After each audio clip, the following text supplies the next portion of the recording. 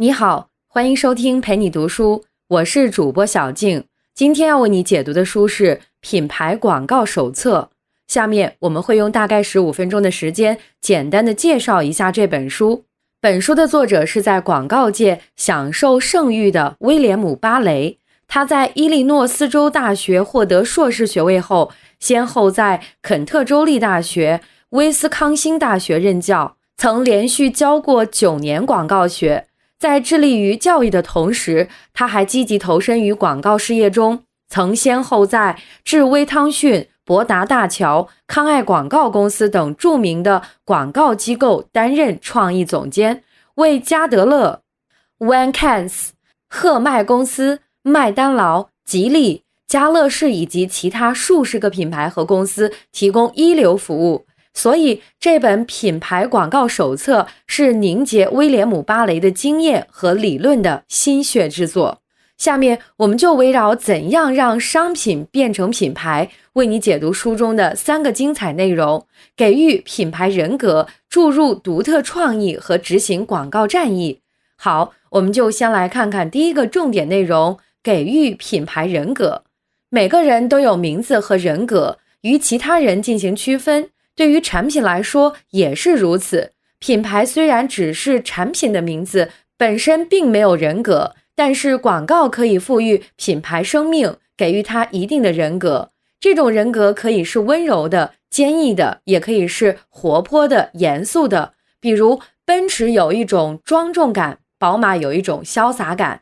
百事可乐给人以年轻活泼的感觉，联想则给人以严肃有教养的感觉等等。产品也正是因为有了品牌的这些个性，更容易吸引到消费者的关注。特别是当你爱上一个品牌时，你就会愿意支付更多的钱。虽然这些产品并不比其他品牌产品价值高，但你会认为它的确更值钱。像爱马仕、香奈儿、古驰等等品牌，产品的价格已经远远超过了本身的价值，但仍然吸引了大批为之疯狂的消费者。为什么？因为这些品牌具有高贵富有的人格魅力，征服了消费者的心。对于企业而言，或许改变产品的价值很难，但是给予你的产品人格属性，同样可以打动消费者。这也正是品牌广告的目的。只要能让消费者一直感觉他们有生命，就能让品牌的高定价变得合理可行，为企业赚取巨大利润。怎样才能给予品牌人格？要给予品牌人格，就要赋予产品一定的个性，挖掘独特卖点，巧妙借势和情感诉求等手段，是常用而且见效快的方法。首先来看挖掘独特卖点。独特卖点也叫独特的销售主张，它有个响亮的名字，叫做 USP 理论。这是广告发展史上最具有广泛影响的广告理论，被誉为广告界的金字十字塔。该理论的提出者罗瑟瑞夫斯曾使用这一理论，成功地帮助达比斯广告公司从一家小型公司跃升为世界最大的广告公司之一。这套理论主要包括3个方面，一是强调产品有哪些具体的特殊功效和能给消费者提供哪些实际利益；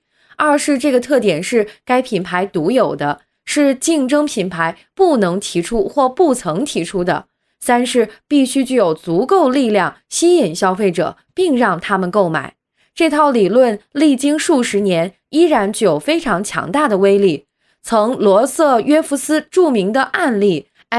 巧克力豆只溶在口不溶在手，到李德林漱口药水消除口臭，再到现在的农夫山泉有点甜，怕上火喝王老吉，海飞丝头屑去无踪等等，都是 USP 广告理论的精彩应用。对于这些品牌来说，产品自身就带有独特的产品功能，有别于同类别其他品牌。消费者看到这些独特的产品功能，自然就会被吸引过来。苹果公司的产品也是最典型的例子。想当年 iPad 刚刚面世，就解决了当时随身听要携带磁带的弱点，可以直接把音乐复制到产品中，随身携带。这种引人注目的独特卖点直接把 iPad 变成了一个超级品牌。时至今日，仍掌握着全球 79% 的便携式音乐市场份额，但是大部分产品没有这么强大的独特卖点，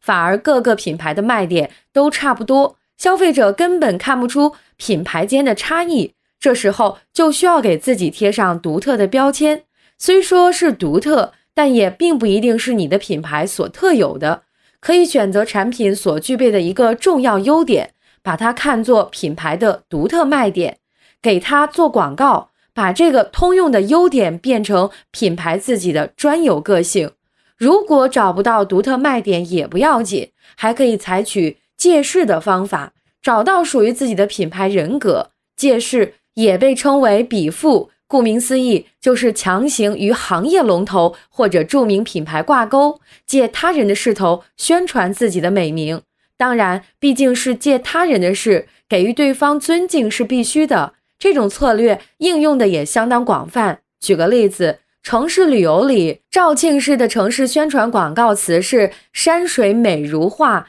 堪称东方日内瓦，就是借瑞士日内瓦的名号。临沂为了发展自己的小商品，采用的宣传语是南有义乌，北有临沂，借用了义乌有全国最大小商品批发市场的名气。在酒行业里，宁城老窖的广告语是塞外茅台，宁城老窖，借用了茅台的名号。好了，这就是今天给你讲的第一个内容，给予品牌人格。接下来我们来看第二个内容，注入独特创意。创意是广告的灵魂，而广告是塑造品牌的武器。如果没有新鲜独特的创意，就无法塑造出品牌，更无法引起消费者的注意。好的创意来自于哪里？不仅仅来自于思考，更来源于无意识思维。首先来说无意识思维。什么是无意识思维？生活中的灵感和顿悟就是无意识思维的结果。很多人都有这样的经历，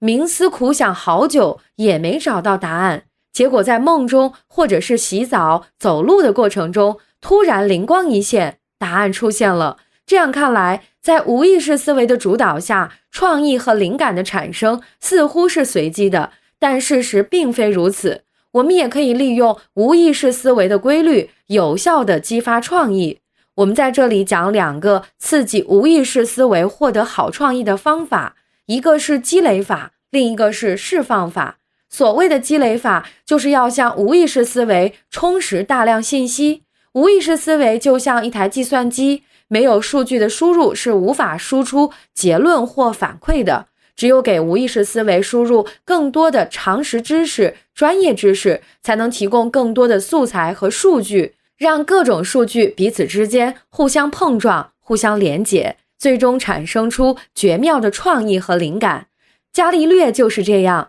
，300多年前，伽利略到比萨大教堂做礼拜，偶然抬头发现悬挂在教堂半空的一盏吊灯被门洞里刮来的风吹得来回摆动，而且似乎每次摆动的时间大致相同。当时正在学医的他立刻想到用自己的脉搏进行测试，并用物理学的方法进行了验证，结果发现了钟表摆动的秘密。后来人们根据伽利略的发现制成了时钟，伽利略的发现就是灵光乍现的结果。面对一个微不足道的细节，无意识思维通过将伽利略大脑里的生活常识、医学常识和科学常识进行了串联，从而产生了科学发现的创意和灵感。二是观察体验，事事留心皆学问，很多知识都隐藏在生活之中，只要留心观察，用心体会，也总能向无意识思维录入更多数据。此外，旅行所带来的刺激更能够激发灵感。三是集中学习，要让无意识思维产生更多的有用创意。丰富的专业知识是必不可少的，可以采取重复学习、重复练习的方式，增加专业知识的录入效率和记忆效果，协助潜意识发挥作用。积累法就像酒精发酵一样，需要时间等待它自主发生作用，所以有时候难免会出现到了截稿日期还不出现灵感的情况。这时你就需要采取释放法。释放出无意识思维。释放的方法有很多，主要包括音乐、白噪声和保持移动状态等。音乐是个很常见的方法，舒缓的音乐能够让人处于放松的状态，在不知不觉中释放出你的无意识思维。白噪声是指通过其他的声音掩盖周围嘈杂的声音。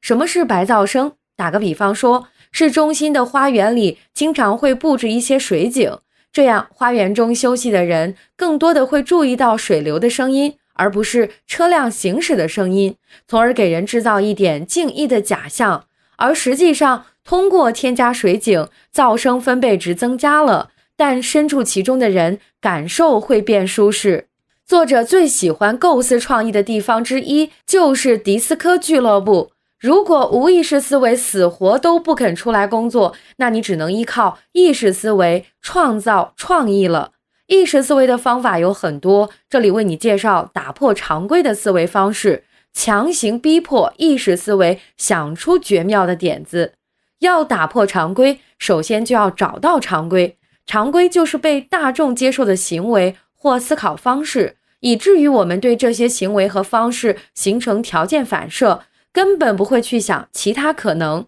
找出这些常规之后，按照自己产品的特点，再去颠覆常规认知，这样就能达到出其不意的效果。打破常规的方法中，最常见的就是逆向思维，从人们的思维定式入手，从相反的方向寻找突破口，进而解决难以实施的问题，发挥超长的意识思维能力。广告创意要想在众多作品中脱颖而出，显出与众不同的风采，运用逆向思维方法就是一个不错的选择。好了，这就是今天要给你讲的第二个内容，注入独特创意。接下来我们再说第三个内容，执行广告战役。广告战役是将品牌人格和广告创意送达消费者的关键步骤。这不仅是视觉、文案、构图、主题的有效组合，更是平面广告、电视广告、电台广告、户外广告等等多媒体广告形式的统筹调度。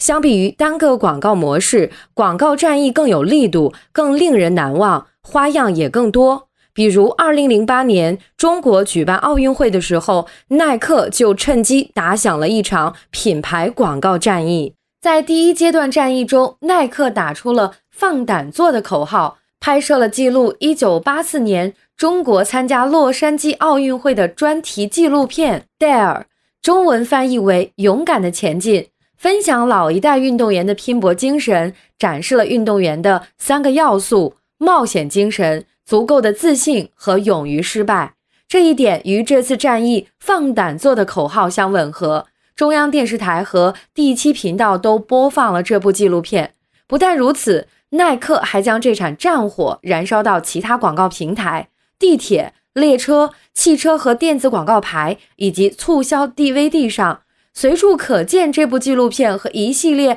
放胆做的平面广告。借助大量印刷资料、电视、网络等媒体，耐克把信息传递给了3亿多民众，最终使得耐克在众多同类品牌中脱颖而出。同时，这场战役也为该广告的策划者赢得了美国 One Club 赋予全球顶级广告创意人员的最高奖项金铅笔奖。通过耐克的广告，我们可以看出，任何一场广告战役都不是孤立的，都是多种媒体和传播渠道的有机结合。这种结合也并不是盲目的。当你需要策划一场广告战役时，首先要想出一则引人入胜、令人难忘的广告，然后将电视广告中的关键视觉和文案元素提取出来，贯穿到其他媒介的广告执行中去，包括互联网广告、平台广告、户外广告和电台广告，就像耐克提出的放胆做的口号一样，